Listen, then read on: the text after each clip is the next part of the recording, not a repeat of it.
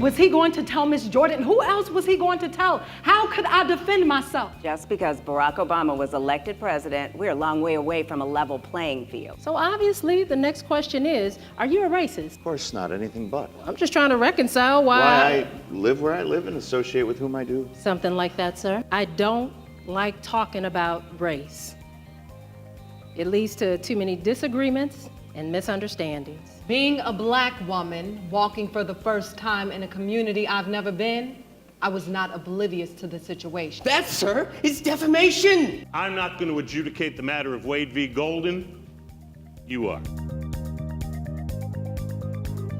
Do we have a verdict, Ms. Foreperson? So I voted in favor of the plaintiff. There were definitely two parts to the decision. And her emphatic no, that is not what happened, convinced me that she was telling the truth. Now let's go a little deeper. Let's talk about some of the things you saw, how it made you feel. Did it challenge your objectivity? I feel bad. I got to vote for this guy. I didn't want to.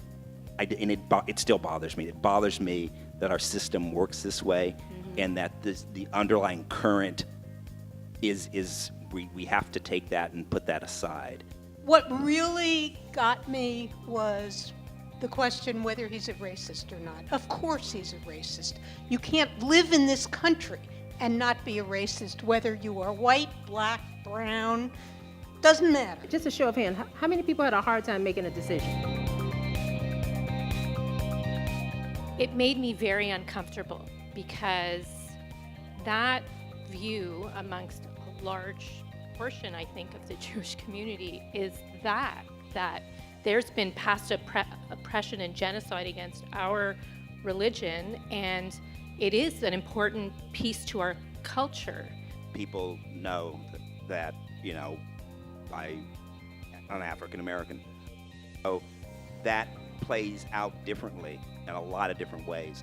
I don't think there's enough appreciation of that. First, I have to say it's one of the best dialogues I've seen on these issues in a long, long time.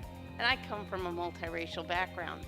So the fact that people could have a dialogue and disagree and learn and change their minds, just absolutely amazing. It's the way in which we think about, sort of when we think about diversity and inclusion, we often don't think about sort of heteronormatism or people with disabilities, or there are things that I think we get lost in, and race is the go-to, and I get that, and it's pervasive, and we really do need to really have these hard conversations.